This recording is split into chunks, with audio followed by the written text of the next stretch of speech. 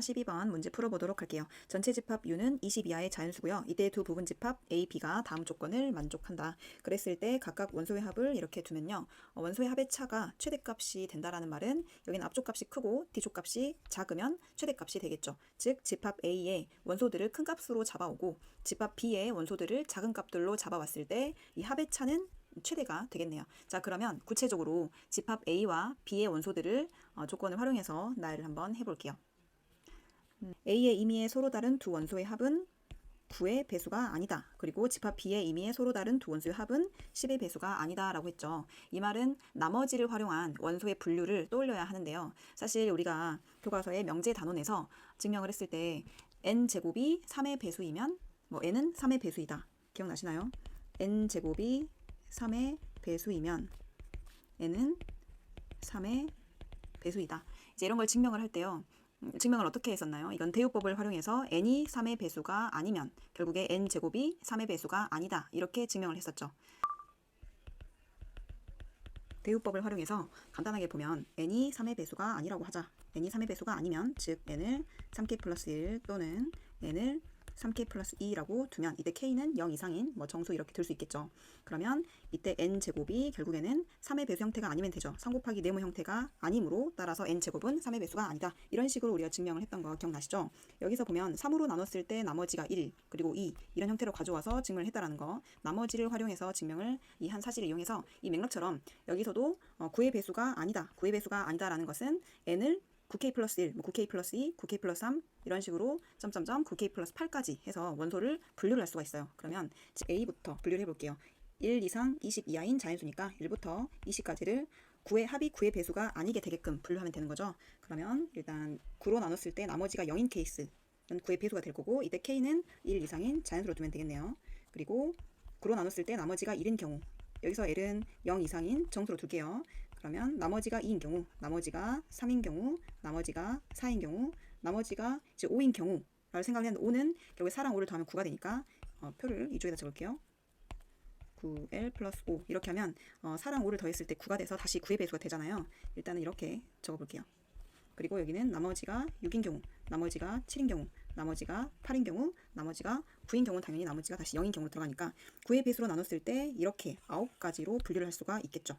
그러면 20가지의 원소를 한번 일일이 나열을 해볼게요. 9로 나눴을 때 나머지가 0인 경우는 9랑 18이 있겠죠. 그리고 나머지가 1인 경우는 1을 적고 여기 있는 9랑 18에다가 이제 1씩 더해서 생각을 해주면 되겠죠. 나머지가 1, 얘도 나머지가 1, 여기는 나머지가 2, 여기도 나머지가 2가 되겠죠. 여기는 나머지가 3, 20가지니까. 그리고 여기는 나머지가 4가 되겠죠. 그리고 여기는 나머지가 5, 여기는 나머지가 6, 여기 나머지가 7, 나머지가 8 이렇게 되겠네요. 이렇게 하면 총 20개를 9의 배수를 활용한 나머지 형태로 정리를 할 수가 있다라는 거예요. A의 원소를 나열을 해볼게요. 집합 A의 원소의 개수는 8개고요. 집합 A의 원소의 합이 큰 값이 되게 하려면 원소들을 큰 것부터 가져와서 8개를 채워야겠죠. 집합 A는 큰 값부터 적어볼게요. 일단 여기에서 가장 큰 값 20을 택하면요. 7과 16은 가져올 수가 없어요. 왜냐하면 여기에 있는 나머지 2랑 7을 더했을 때 9가 돼서 다시 9의 배수가 되잖아요. 근데 이제 A의 원소들을 모아두려면 9의 배수가 아닌 것들을 가져와야 되기 때문에 20을 택했으면 여기에 있는 7과 16은 원소로 들어갈 수가 없다라는 거예요. 자, 이런 식으로 한번 큰수를 택해 볼게요. 20 다음에 큰수 19, 19를 택했을 때도 마찬가지로 8과 17을 택해서는 안 되겠죠. 그 다음에 택할 수 있는 건 18이겠죠. 지금 8개를 택해야 돼요. 18을 택했을 땐 특히 이쪽은 신경 안 써도 되지만 여기에 있는 9를 택하면 안 되겠죠. 이거는 특별한 케이스예요. 9를 택하면 안 된다.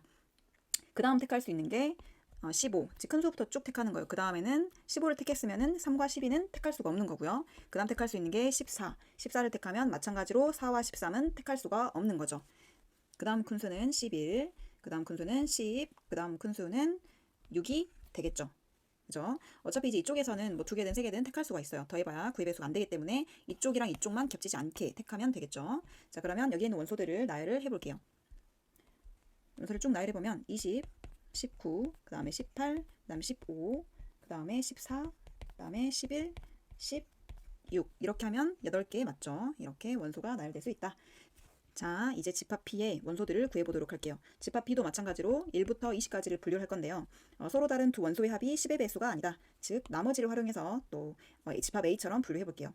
K가 자연수일 때 10K부터 시작. 10K. 그다음에 L이 0 이상인 정수일 때 11 플러스 1. 이건 나머지가 1인 경우죠. 나머지가 2인 경우, 그리고 나머지가 3인 경우, 나머지가 4인 경우, 나머지가 5인 경우 생각할 수 있고요.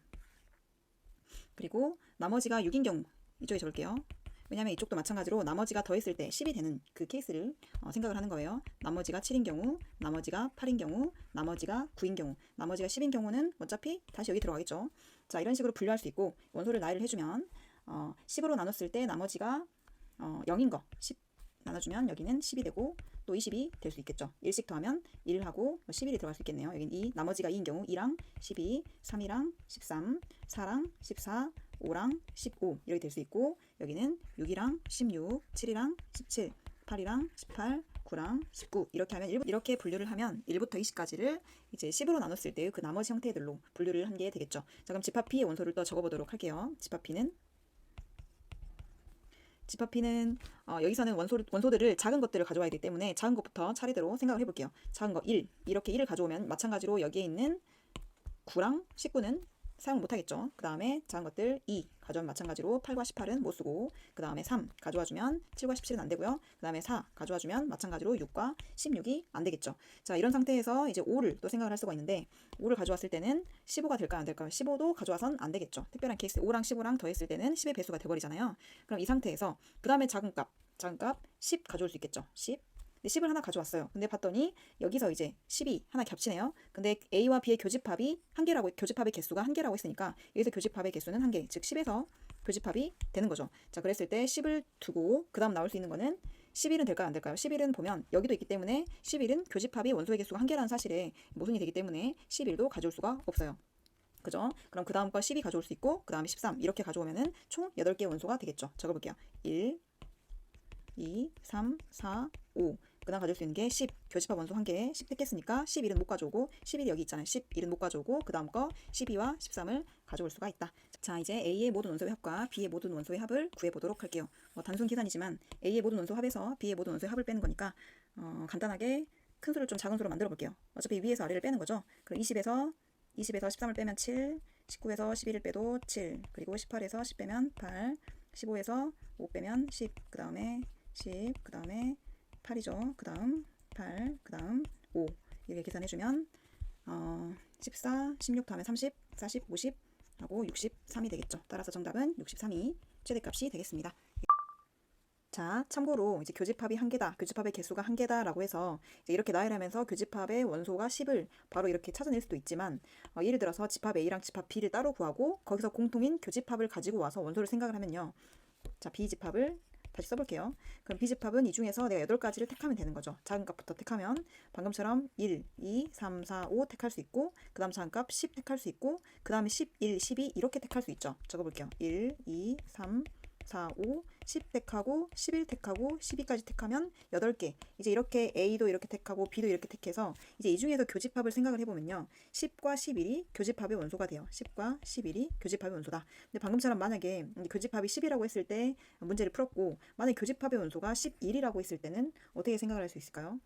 적어볼게요. 처음 했던 거는 교집합이 10일 때 10이라고 하면 결국에 11은 당연히 B의 원소가 아니어야겠죠. 그러면 11이 B 원소가 아니면 그 다음 거 13이 B 원소가 될 수밖에 없는 상황이었고요. 지금 이제 또 생각해 볼 것은 두 번째, 교집합 B가 만약에 교집합의 원소 개수가 한 개라고 했는데 이 한 개가 11이라고 하면 결국에는 10은 당연히 B 원소가 될 수 없고 13이 그 다음 거 13이 B의 원소가 돼야겠죠. 근데 잘 보면 여기서 11과 13의 차는 2죠. 여기 10과 13의 차는 3이잖아요.